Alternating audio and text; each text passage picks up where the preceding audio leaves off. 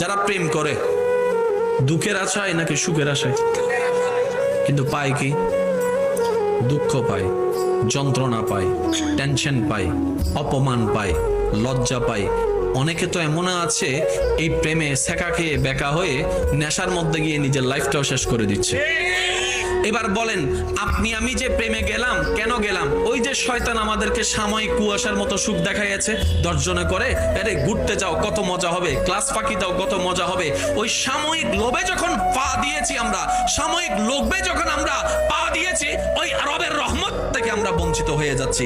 দিন শেষে এই ভালোবাসাটাই একসময় তাদের জীবন নাশের কারণ হয়ে দাঁড়ায়। প্রত্যেকটা জিনিসের একটা কথা মনে রাখবেন, প্রত্যেকটা একটা এফেক্টের সাইড এফেক্ট আছে। আমার কথায় কষ্ট নেবেন না, যুবক ভাইয়ের একটা আওয়াজ দিবেন আমাকে, কারণ এগুলো জানা দরকার, বোঝা দরকার বলে আমি মনে করি। সবচেয়ে মারাত্মক রোগের মধ্যে একটা রোগ আছে না, এইডস। জোরে বলেন না। এখন না হয় অনেক ইজি হয়েছে, একটা সময় কিন্তু খুব ভয়ানক রোগ ছিল এইডস। এই এইডস রোগটা যেই সব কারণের মাধ্যমে প্রতিস্থাপিত হয়, তার মধ্যে একটা হচ্ছে অবৈধ মেলামেশা। এবার বলেন, অবৈধ মেলামেশাও যেরকম মেলামেশা, স্বামী স্ত্রীর মেলামেশা অত মেলামেশা। এই পর্যন্ত তো কোনোদিন স্বামী স্ত্রীর মেলামেশায় এইডস হয়েছে বলে তাকে জানা যায়নি। সুবহানাল্লাহ বলে না। বয়ফ্রেন্ড গার্লফ্রেন্ডেরটাও মেলামেশা, নাউজুবিল্লাহ, কিন্তু স্বামী স্ত্রীরটাও তো মেলামেশা।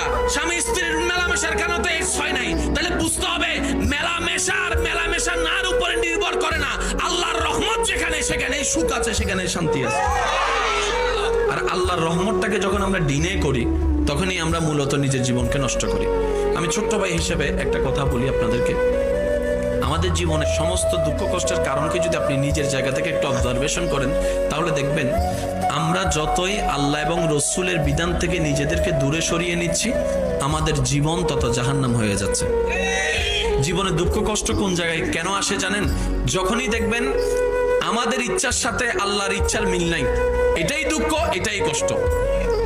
যখনই আল্লাহর ইচ্ছার সাথে, আল্লাহর চাওয়ার সাথে আমাদের ইচ্ছাকে আমরা একমত পোষণ করে ফেলতে পারবো আলহামদুলিল্লাহ বলে, ওই না চাওয়াটাই সুখ হয়ে যাবে। বলেন সুবহানাল্লাহ। এবার ইমানদার ভাইয়েরা ইমানে আওয়াজ দিয়ে বলেন তো, সুখ দেওয়ার মালিক কে? হয় না আরেকটু জোরে। সুখ দেওয়ার মালিক কে? শান্তি দেওয়ার মালিক কে? রিজিক দেওয়ার মালিক কে?